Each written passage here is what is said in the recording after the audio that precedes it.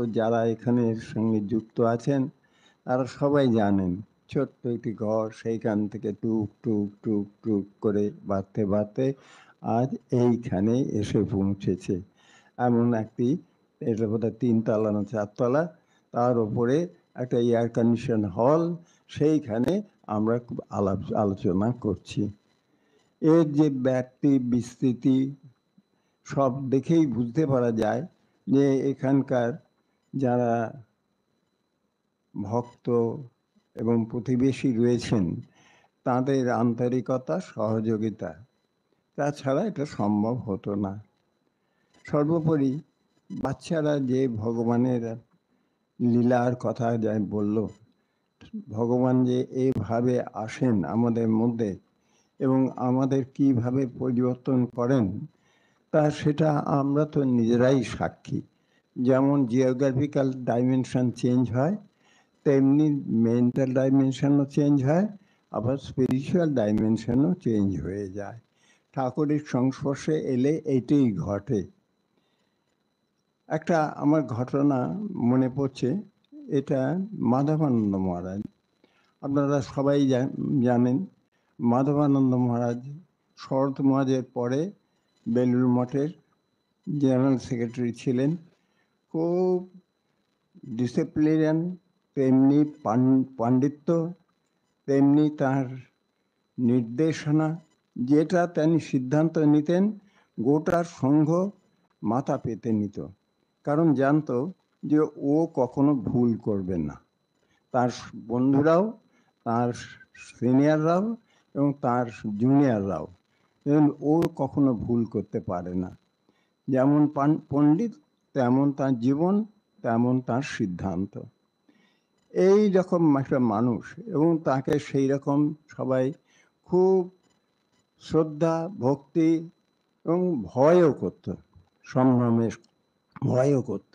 তার কাছে যেতে সবাই দুবার ভেবে নিত যে যাব কি যাব না, বলবো কি বলবো না, কারণ যা বলবেন উনি সেটাই সিদ্ধান্ত হয়ে যাবে, এইরকম একটা অবস্থা।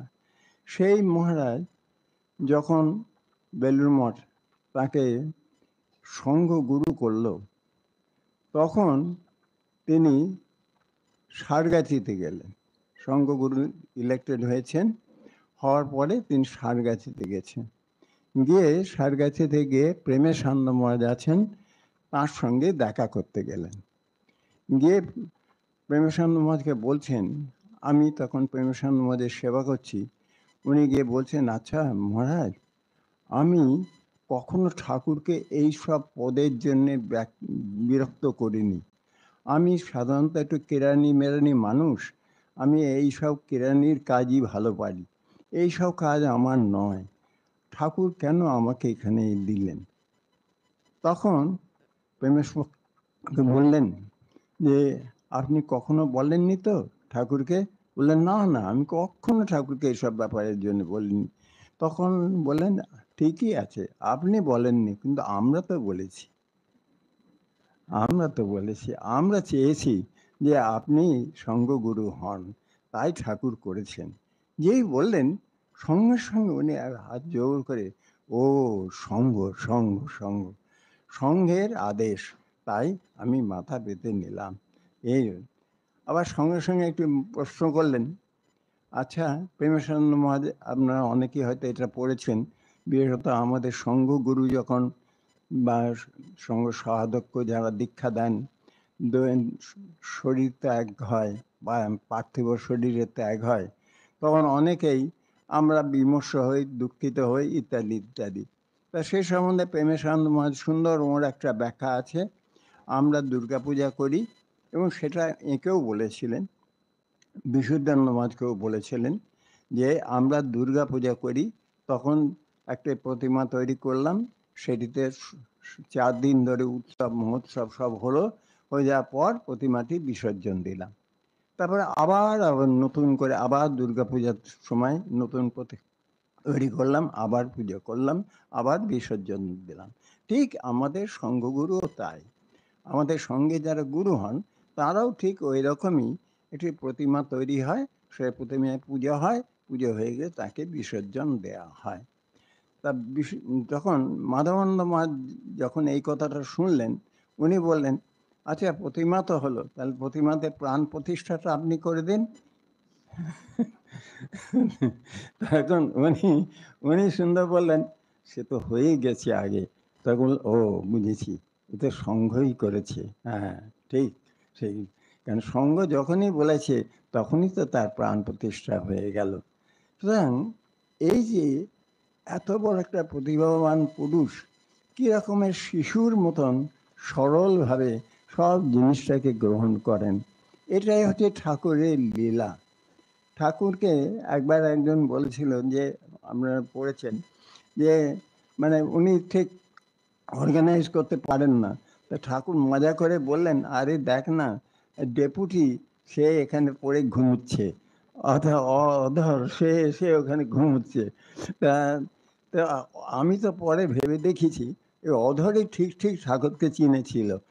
এমন ঘুমানোর এত নিরাপদ জায়গা আর পৃথিবীর কোথায় নেই। ঠিকই ও ইউটিলাইজ করেছে ঠাকুরকে। যাই হোক, ঠাকুরের কাছে গেলে এইরকম অধেরের মতনই সবাই এখন শিশুর মতন হয়ে যায়। গম্ভীর মহারাজের কথা মনে পড়ছে, উনি মাধবানন্দ স্বামীর থেকেও আরও রাসভারী। ওর নামই ছিল গম্ভীরানন্দ। কেউই সহজে যেতেই সাহস পেত না, এবং গেলে খালি ধমকে। উনি কয়েকবার বলেছে, বলে দেখুন ভূতেশানন্দ মহারাজ, অলপী মহারাজ এবার অ্যাসিস্ট্যান্ট সেক্রেটারি, উনি তখন জেনারেল সেক্রেটারি। আমি শুনেছি উনি বলছেন, দেখুন যদি কোনো কেস আসে, যদি ধমক দেবার হয় আমার কাছে পাঠাবেন, আর যদি এমনি বোঝাবার হয় আপনারা সামনে দেবেন। তা সুতরাং সেই লোকটি, তিনি যখন প্রেসিডেন্ট হলেন তখন অদ্ভুত একেবারে মায়ের মতন হয়ে গেছেন। তার একটি ঘটনা বলি। এটি পাটনাতে, পাটনাতে আমি তখন সেখানে ছিলাম। পাটনাতে আমাদের রাধাকৃষ্ণ মহারাজ ওর পিয়ে ছিলেন। দীক্ষা যেমন সব যেমন হয়, লিস্ট টিস্ট করা আছে, সব দীক্ষা হয়ে গেছে। মহারাজ দীক্ষার পরে এসে বিশ্রাম করবেন, বিশ্রাম করেন। এমন সময় দীক্ষা শুরু হয়ে গেছে, বেশ খানিকটা এগিয়ে গেছে। একটি ভদ্রলোক এসেছেন, তিনি দীক্ষা প্রার্থীর লিস্টে ছিল, দেরি হয়ে গেছে। ন্যাচারালি এরা কেউই সাহস নেই যে মহারাজের কাছে ওই সময় বলার। যে সেক্রেটারি যিনি ছিলেন তিনি তো বলেই দিলেন, হবে না তোমার, তুমি চলে যাও, তোমার হবে না, পরে আবার যখন মহারাজ যদি আসেন বা অন্য কোথাও ব্যবস্থা করো। ওর যে পিএ ছিলেন রাধাকৃষ্ণ মহারাজ, তাকে কাছে গিয়ে সে ধরেছে, ধরে কাঁদছে, বলে আপনি ব্যবস্থা করুন। বললো, সে বললো এ সম্ভব নয়, মহারাজ এসব ব্যাপারে ভীষণ strict, কিছু হবে না। তো সে ওখানে বসে বসে কাঁদছে। দেখবেন মহারাজ বেরিয়ে এলেন দীক্ষা দিয়ে, ঘরে গিয়েছেন। সে বসে কাঁদছিল দেখে ওর রাধাকৃষ্ণ মহারাজের একটু মনে দয়া হলো। ও ভাবলো যে অন্তত মহারাজকে একটু প্রণামটা করিয়ে দিই। এইটা এতক্ষণ ধরে কাঁদছে। দিয়ে বললাম যে মহারাজ, একজন দীক্ষা নিতে এসেছিল, একটু দেরি হয়ে গেছে, তা ও খুব কাঁদছে, তা আপনি অন্য কিছু না, শুধু ওকে আমি বলেছি একটু আপনাকে প্রণাম করবে। তখন উনি বললেন যে দীক্ষার জন্যে এসেছে, তা কোথায় আছে? বললো ওই বাইরে বসে আছে, পাঠিয়ে দাও। তা পাঠিয়ে দাও, ওকে দেখে তখন বলছেন, আচ্ছা আমি ওকে মন্ত্রে দিয়ে দেবো। তখন উনি বললেন, মহারাজ এ তো আবার সময় লাগবে অনেক। বললেন, না না দেখো, এইসব মূর্খ সূর্খ লোক, ওরা এইসব বোঝে না, এরা ওকে নিয়ে এসো, আমি মন্ত্রটা ঠিক করে বলে দেব। এই লোকটা, যে লোকটা এইরকম রাসবাড়ি গম্ভীর লোক, সেই লোকটা কিরকম ভাবে বদলে গিয়ে এক মায়ের থেকেও নরম হয়ে গেল।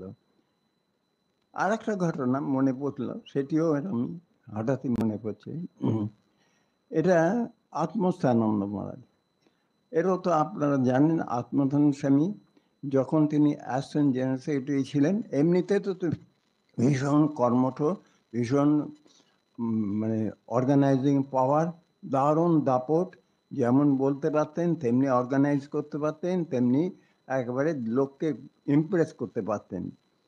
সেই উনি রেঙ্গুনে কাজ করেছেন, এখানে করেছেন, ওখানে গেছেন, কত সেন্টার চালিয়েছেন, অ্যাসিস্ট্যান্ট সেক্রেটারি হচ্ছেন, তখনও সেই দাপটের সঙ্গে সব কাজ করে। আমাদের আজকে যে রিলিফ, আরোগ্য ভবন, সমস্ত যে পল্লী মঙ্গল, আমরা যে সমস্ত যা জিনিস, সমস্ত উনি পিপিটিসি ট্রেনিং সেন্টার, এই সমস্ত জিনিসই উনি একা লড়ে লড়ে সব তৈরি করেছিলেন। সেই তাঁকে যখন তিনি প্রথম ভাইস প্রেসিডেন্ট হলেন, যখন জেনারেল সেক্রেটারি ছিলেন, সবাই ওই রকমই ভয় পেতেন যে কি হবে কি হবে এরকম। তো যাই হোক, জেনারেল সেক্রেটারি ছিলেন সেরকমভাবে, কারণ আমাদের একটা স্ট্রাকচার আছে, চলে গেল। তারপর যখন ভাইস প্রেসিডেন্ট হলেন, না এগুলো একেবারে চুপসে গেছেন, নরম হয়ে গেলেন, বাবা বাছা করছেন সবাইকে এরকম। তারপর যখন প্রেসিডেন্ট হলেন, আরও কাণ্ড। একবার একটি ঘটনা, সেই ঘটনাতে একটা ভক্ত সম্মেলন সম্মত হবে, তা প্রায় 1000, বিরাট প্যান্ডেল ট্যান্ডেল করে 1010 ভক্তরা এসেছেন, বিভিন্ন দেশ বিদেশ থেকে সব এসেছেন।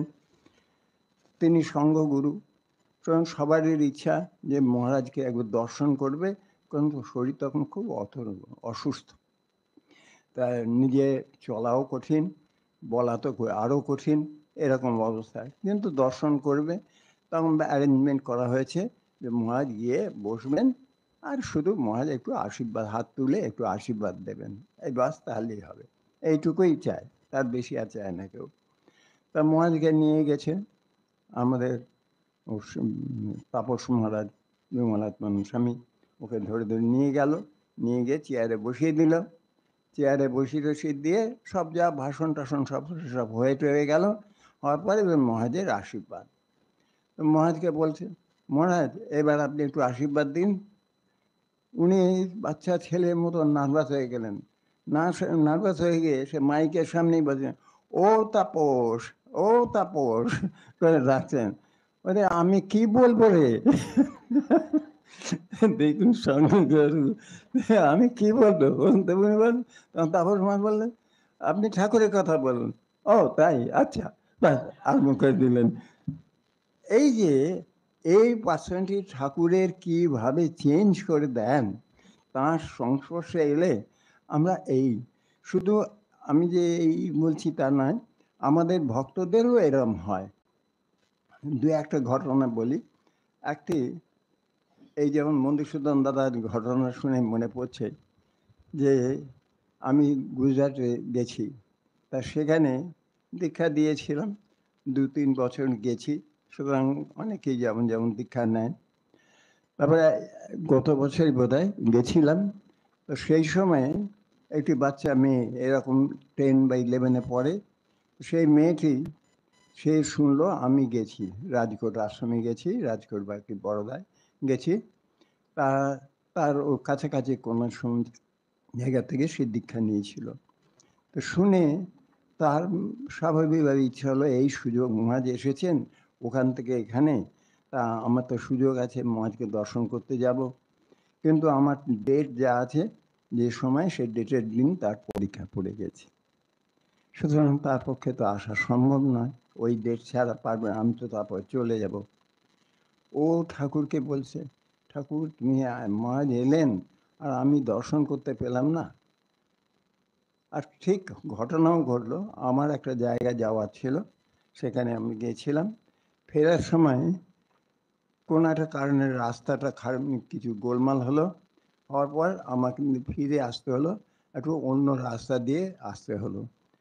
আসার সময় আমাদের অ্যারেঞ্জমেন্ট করা ছিল একটা হোটেল টোটেলে খাবো টাবো, কিন্তু সেসব তো ভর্তি হয়ে গেছিলাম।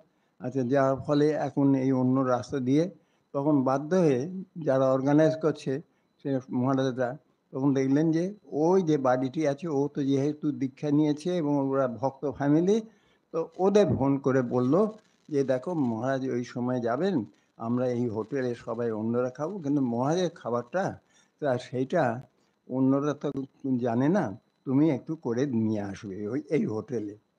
সুতরাং বাধ্য হয়ে সে মা তার ভাই মেয়েটি তো খুশি করে হলো, আর বিশেষ করে সব থেকে খুশি হলো সেই মেয়েটি, যে সে তার গুরুকে দর্শন করার সুযোগ পেয়ে গেল। তখন সে এসে বলছে যে, "মহারাজ আমি ঠাকুরকে বলেছি।" আমি বললাম, "তোর জন্যই আমার এই সব রাস্তা-ফাস্তা বদলে গেল।" তো তাহলে বুঝুন যে মধুসূদন দাদা যে আছেন এবং তিনি করেন। আর আরেকটি ঘটনাও ঠিক অনেকটাই এই ধরনেরই। সেটিও আমরা এক জায়গায় গেছি। তারপর সেখানে এখন এক জায়গায় একটা হোটেলে খাবো। আমার তো এই তেল মশলা ছাড়াটা রান্না হবে। তা সুতরাং তারা একটি ভক্তকে, ওই দেশি ভক্ত তাকে বলেছে। বাঙালি নন, কিন্তু ও দেশি ভক্তকে বলেছেন। তারপর তিনি এসেছেন। সব সবাই খাচ্ছে। তার সঙ্গে আমার জন্য যেটা করেছে সেটা দিয়ে আমি দেখলাম খুব সুন্দর করেছে। আমিও খুব তৃপ্তির সঙ্গে খাচ্ছি। আর সেই ভদ্রমহিলা এমনি হাত জোড় করে দাঁড়িয়ে আছেন। বললেন, "মহারাজ ঠিক হয়েছে?" জিজ্ঞেস করলেন। আমি বললাম, "খুব সুন্দর হয়েছে।" তখন বলছে, "সুন্দর হবেই, সুন্দর হবেই। আমি জানি হবে। আমি যতক্ষণ করেছি ততক্ষণ আমি ইষ্টমন্ত্র জপ করতে, করতে করছিলাম। ঠাকুর তো গ্রহণ করবেনই।" এখানে একজন আইআইটি প্রফেসর তিনি প্রণাম করেছেন। একদিন এলেন, প্রণাম করে একটা পায়ে মালা দিলেন। দীক্ষা নিয়েছেন। নিয়ে মালাতে দিলেন। দিয়ে মালাটা দিয়ে আমায় বলছেন যে, "মহারাজ আমি এই মালাটা তৈরির সময় প্রত্যেকবার আমার ইষ্টমন্ত্র জপ করে, করে প্রত্যেকটি ফুলের সঙ্গে ইষ্টমন্ত্র জপ করে, করে দিলাম।" এটি। এই যে ঠাকুর কিভাবে, কাকে কোথায় কিভাবে চেঞ্জ করে দেন। বিশেষত আমাদের এই যে ফিউচার জেনারেশন, যে এই যে জটিল বালকের সুন্দর নাটক, এরা হলো আমাদের ভবিষ্যৎ প্রজন্ম। এরাই আমাদের সমাজ তৈরি করবে। সুতরাং এদের উত্তরদায়িত্ব আমাদের রয়েছে। আমাদের মা-বাবাদের তাদের জীবনযাত্রা, চাল-চলন সবটা এমন হবে যে ওরা দেখে শিখবে। একটা এই ২-৩ বছরের একটা বাচ্চা ছেলে বেলুড় মঠে সবাই প্রণাম করে, যেমন মা নিয়ে এসেছে বলে, "প্রণাম কর।" করলে করে বাচ্চাটাকে বলেছে, "তুই প্রণাম কর।" সে চিত হয়ে শুয়ে পড়ল। ২-৩ বছর, ২ বছরের বোধহয় হবে। বাচ্চাটা, মাও তেমনি উল্টে দিল ওটাকে। উল্টে দিল, ও পড়ে রইল এরকম চুপ করে। পড়ে থাকা খানিকটা পর ধপ করে উঠে পড়ল। উঠে পড়ে এরকম করে পশ্চাৎ করে বসে পড়ল, জপ ধ্যান করার পশ্চারে বসে পড়ল। পড়ে বলছে, "আমি এখন ধ্যান করব, ধ্যান করব।" কে ওকে শেখালো? ও দেখেছে নিশ্চয়ই বাড়িতে। মাকে দেখে, বাবাকে দেখে, দাদাকে, ঠাকুরদাকে দেখে, দাদাকে দেখে, দিদিকে দেখে যে তারা এই পশ্চারে বসে জপ ধ্যান করে। তা সেই দেখে ও শিখেছে। তো সুতরাং আমাদের এই সমাজের এই উত্তরদায়িত্ব রয়েছে যে আমাদের নিজেদের জীবনটাকে এমনভাবে করব যে উপদেশ দিয়ে কিছু হয় না। আমার চালচলন দেখেই ও গ্রহণ করবে। আমি ভগবানের কাছে আশীর্বাদ প্রার্থনা করি। আমাদের সবাই তোমাদের মধ্যে ঠাকুর এই ভাব দিন। তোমরা সবাই শান্তিতে থাকো। এটা আমাদের কাছে পরম সৌভাগ্যের, আমরা মহারাজের পদতলে বসে মহারাজের আশীর্বাণীটি নিলাম। এবং এরপর মহারাজের কাছে যে সমস্ত মহারাজের দীক্ষিত সন্তানরা প্রশ্ন করেছেন, মহারাজ আপনি যদি বলেন তাহলে আমি একটা করে। হ্যাঁ, বল। Doctor and Mrs Debiprasad Mukherjee প্রশ্ন করেছেন, আধ্যাত্মিক প্রগতি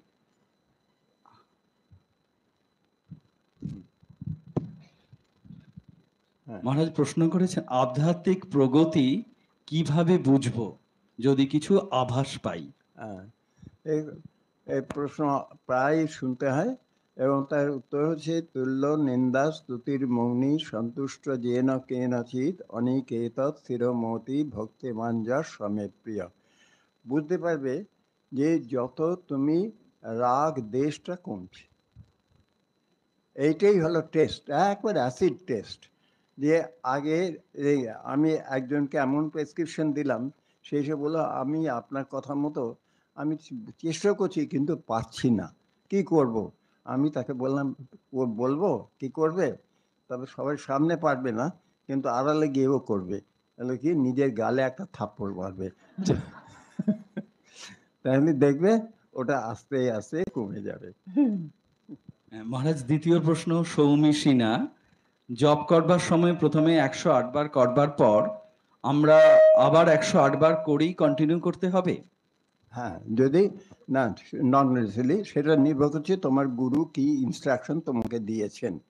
প্রথম সাধারণত আমি যেরকম দিই বা আমরা সাধারণত এটাই বলি যে তুমি মানস পূজা পরে 108 বার যেরকম করে জব ওটি অবশ্যই করবে। ওটার সঙ্গে কোনো কম্প্রোমাইজ করবে না, যত বুড়োই হয়ে যাও, যত অ্যাডভান্সে হও, যাই হও না কেন, সেটা এক গুরুর আদেশ, সেটা 108 বার করে জব করে নেবে। তারপরে তোমার যা হয় ইচ্ছা মতন, তারপরে 108 করো, 10 করো, 1 করো, 150 করো, 125 করো, কোনো কাউন্টিংয়ের আর কোনো দরকার নেই। কিন্তু ওইটা ঠিক রাখতে হবে। প্রথম 108 গুরুর আদেশ মতো করলাম, তারপরে আমার স্বাধীনতা। অনেকেই মালার কথা বলেন, আমি বলি যে সেটাও হচ্ছে আগে 108 বার করে জব করে নেবে, তারপরে মালাতে তোমার যে খুশি যত খুশি করো। এগুলি সবই করার উদ্দেশ্য হচ্ছে মনটাকে ভগবানের দিকে এনগেজ রাখা, আর কিছুই না। মহারাজ, তৃতীয় প্রশ্ন মহারাজেরই মন্ত্রদীক্ষিতা পৌলমী ঘোষাল ও স্টুডেন্ট। আমি জীবনের প্রতিনিয়ত কাজে মনোযোগ দিতে পারছি না, কিভাবে মনোযোগ দেব? অল্পেতেই বিচলিত হয়ে পড়ি, মন দুর্বল হয়ে পড়ে, ভগবানকে ডেকে কেঁদে ফেলি, মনে হয় এই জগতে কেহ নেই। আবার আমি এক অসহায়, কি করে দূর করব? বাড়িতে তোমার মা আছেন, তোমার বাবা আছেন, দাদা দিদি আছেন। তোমার যখন বিপদ হয় তখন তাদের কাছে সাহায্য নাও। পরীক্ষার সময় টিচারের কাছে যাও। সুতরাং একেবারে অসহায় নয়। জগতে দেখা যায় আমাদের কিছু না কিছু কেউ সাহায্য করার আছেই। তুমি যখন ভগবানের সঙ্গে সম্পর্কের সুযোগ পেয়েছো, তুমি আরও জানবে যে ভগবান তো একটা অস্বাভাবিক শক্তি। তার কাছে তোমাকে সাহায্য চাইতেই হবে। চাইলেই যে এই মাত্রই তো গল্প শুনলে জটিল বালকের, সুতরাং পাওয়া যায়, উত্তর পাওয়া যায়, এবং তা তো আমি নমুনাই দিলাম যে পাওয়া যায়। তোমাকে বিশ্বাস করে ওটা ধরে থাকতে হবে, এবং তুমি পাবেও তুমি বিশ্বাস করবে। আর যদি চঞ্চল হয় তখন তুমি বদলে দেবে, টপিক্সটা বদলাবে। মনে করো তুমি ফিজিক্স পড়ছো, এমন সময় মন দিতে পারছো না, তখন তুমি ইংরেজি ধরো।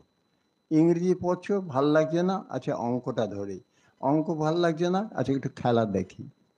অর্থাৎ মনটা তোমার নিজের হাতে থাকবে, তুমি মনের দাস হবে না, কিন্তু মনটাকে আমি কন্ট্রোল করব। আমার মন এটা চাচ্ছে না, ঠিক আছে আমি ওকে এইটা দেবো, ওটা নিবি না তো এইটা নেই, তো এইটা নেই। এইভাবে মনটাকে যদি তোমার হাতের মধ্যে রাখতে পারো, তাহলে দেখবে আস্তে আস্তে কন্ট্রোলে এসে যাবে। এরপরে মহারাজ, আপনারই দীক্ষিতা শিপ্রা ঘোষ। জপের মালা যে কোনো সময় যে কোনো জায়গায় করা যাবে কি? আর মেয়েরা ঠাকুরের কাছে সাষ্টাঙ্গে প্রণাম করতে পারে কিনা? নিশ্চয়ই পাবে। আত্মা প্রণাম করে, শরীর করে না।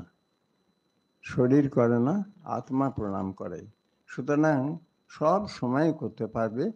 আর মালা কি আছে জপে?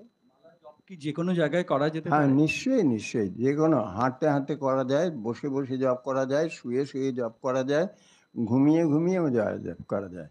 যদি ঘুমিয়ে যাও, আবার ঘুম ভেঙে গেল, উঠে আবার জপ করছে আরম্ভ করলে, মালা যখন খুশি জপ করা যায়। এইটি মালার অ্যাডভান্টেজ।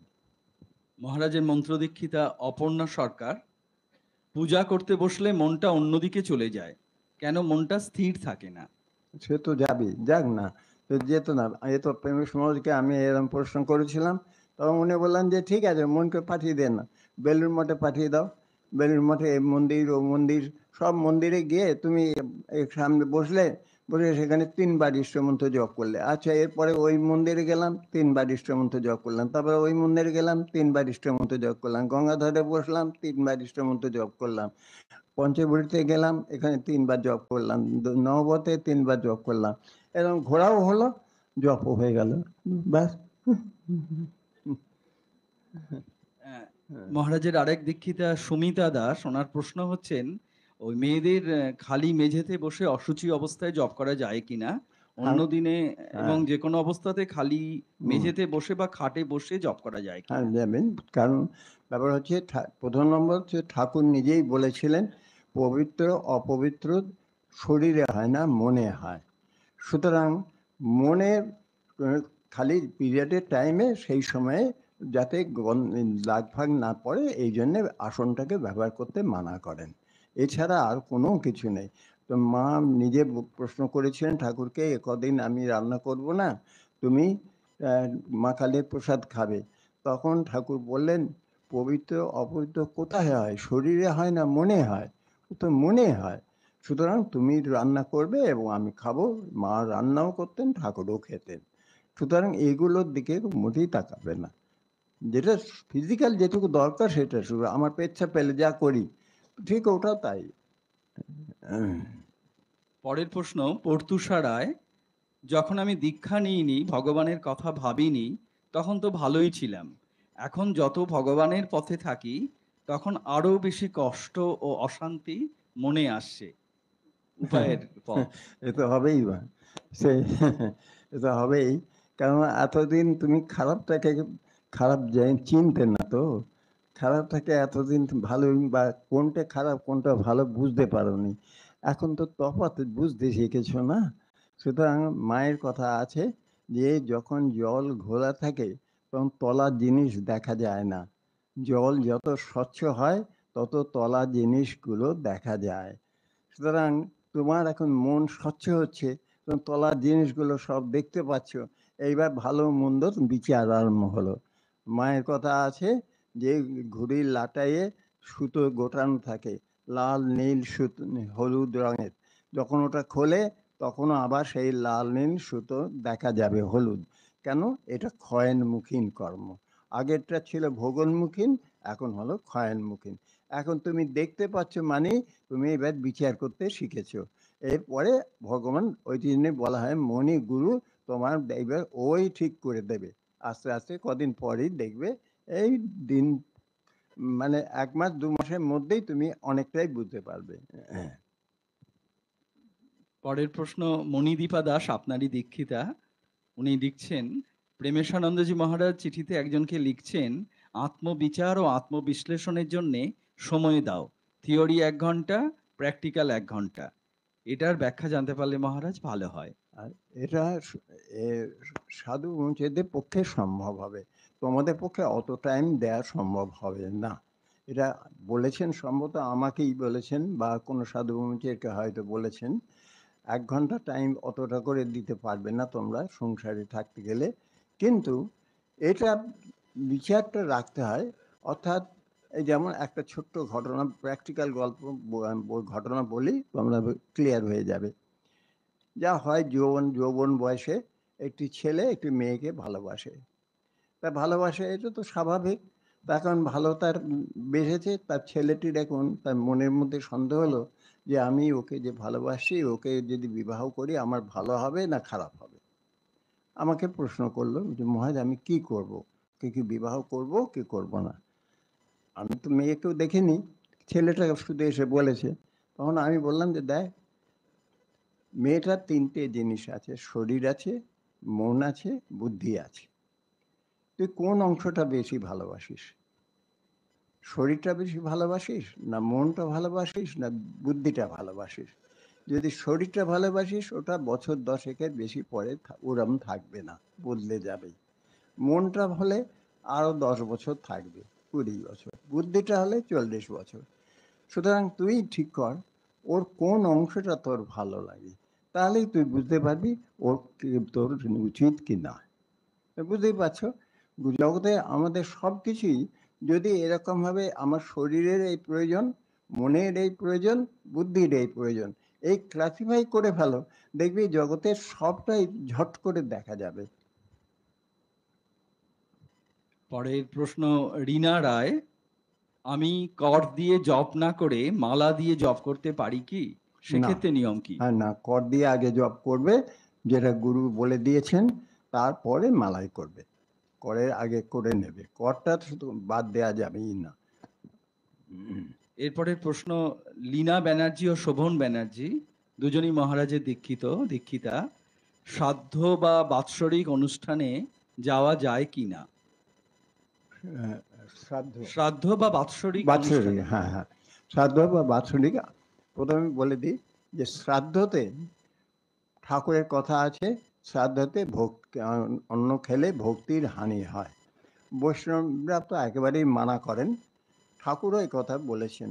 মাকে জিজ্ঞেস করা হয়েছিল, মা সুন্দর বিধান দিলেন, তোমরা শ্রাদ্ধ বাড়িতে যাবে, সব চুটিয়ে সারাদিন খাটবে, কিন্তু খাওয়াটাকে যতটা কম পারবে ততটা কম করে খাবে।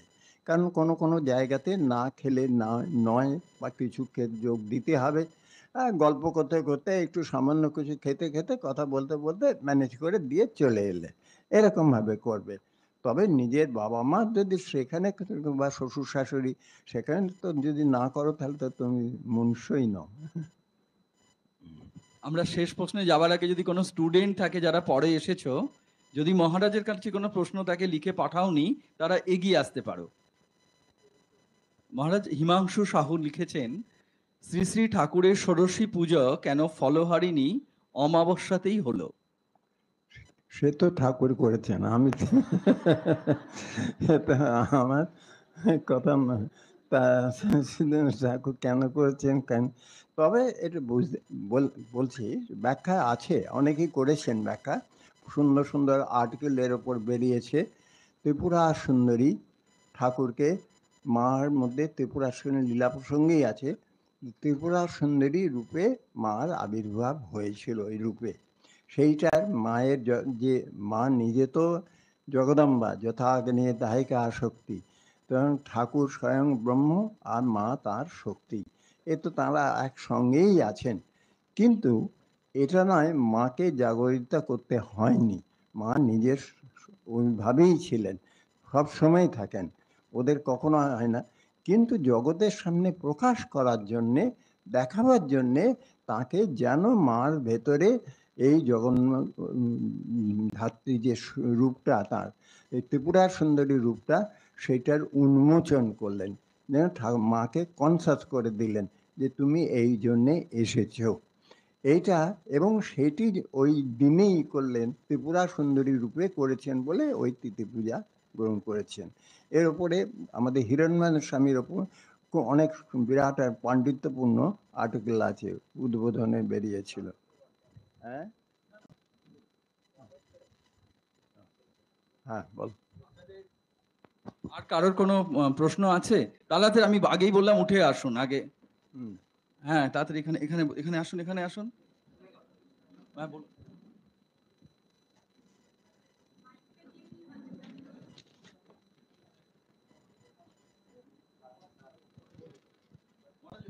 একই প্রশ্নের উত্তর উনি বললেন যে করের আগে কি জব, মানে কর করে কি মালাটা উনি জব করতে পারেন?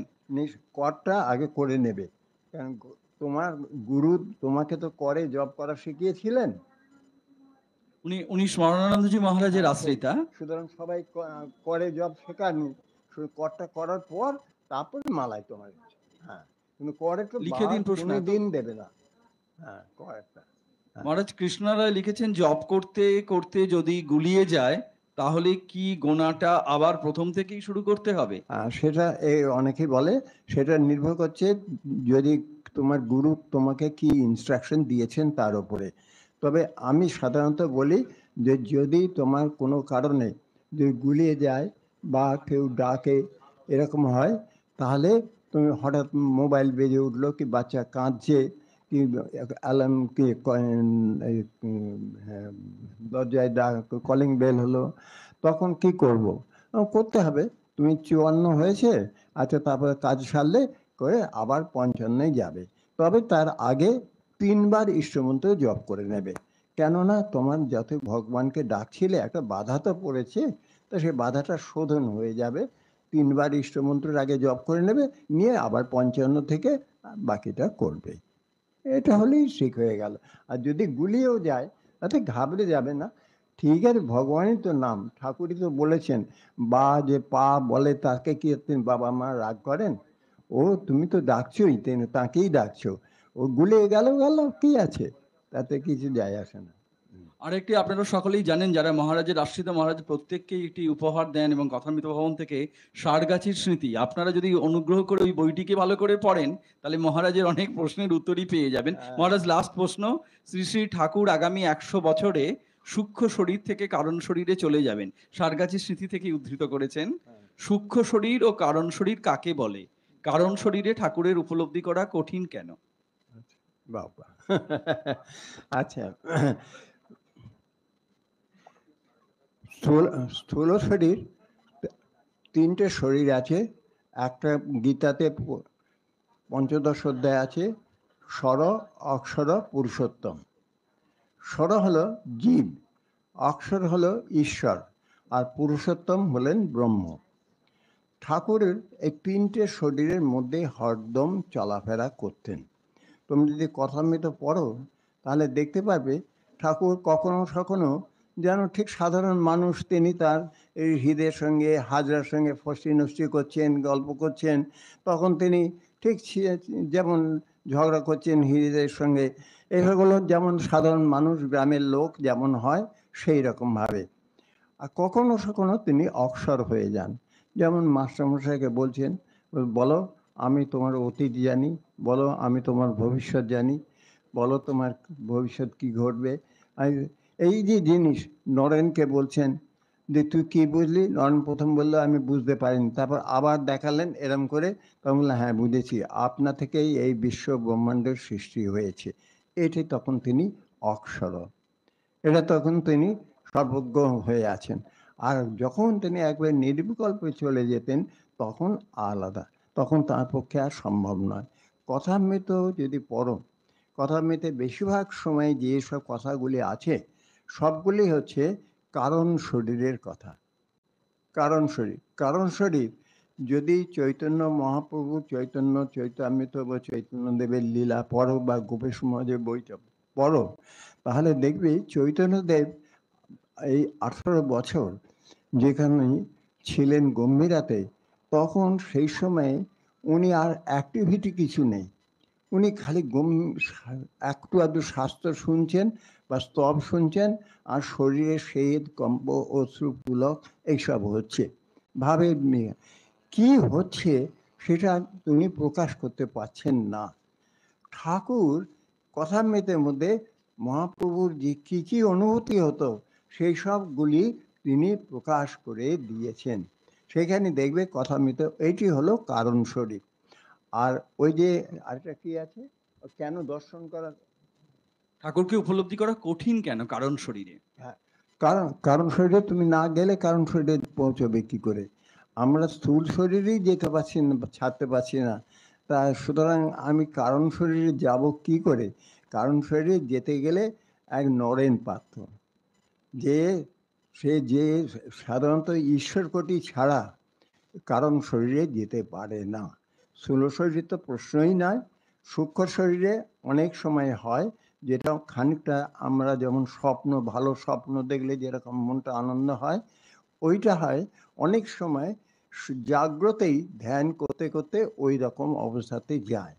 সেইটা হয় অনেকটা চিন্ময় শরীরের মতন। চিন্ময় শরীর ঠিক কারণ শরীর নয়, ওটাও সূক্ষ্ম শরীর। তারও উপরে যদি যেতে পারে সেটা হলো গোপালের মা। গোপালের মা, স্বামীজি, রাজা মহারাজ, এরা মাঝে মাঝে কারণ শরীর, বাবুরাম মহারাজ এক ঈশ্বর কোটি ছাড়া পারবে না। মাকে জিজ্ঞাসা করা হয়েছিল কেন, মা বললেন কারণ তাদের ভেতরে কোনো বাসনা নেই, ঈশ্বর কোটির কোনো বাসনা নেই, তাই সেজন্য। কেন জীব কোটি হলেই তার বাসনা থাকবে, তা নাহলে সে জীব হবে না। তো সেজন্যে জীবকোটির পক্ষে ওই কারণ শরীরে অনুভূতি সম্ভব নয়, ওটা ওই অবস্থাতেই। সেই জন্যই বেশিরভাগ দেখবে বলেছেন যে শেষকালে হবে, শেষকালে হবে, অর্থাৎ যখন তোমার সব শরীরটা, স্থূল শরীর, সূক্ষ্ম শরীর বেরিয়ে যাবে, তখন তুমি কারণ শরীরে বেরিয়ে পৌঁছে যাবে। এই সময়ই সাধারণত হয়। আমরা মহারাজের পবিত্র উপস্থিতিতে এই যে আধ্যাত্মিক যে অনুধ্যানটি করলাম, একেবারে ধন্য হলাম। আসুন আমরা সকলেই উঠে দাঁড়িয়ে মহারাজের শ্রীচরণে প্রণাম করি। আর 6:30 আমাদের ওই সন্ধ্যা আরতির পর মহারাজের যেরকম প্রতিদিন প্রণাম পর্ব হয়, আজকেই শেষ প্রণাম পর্ব।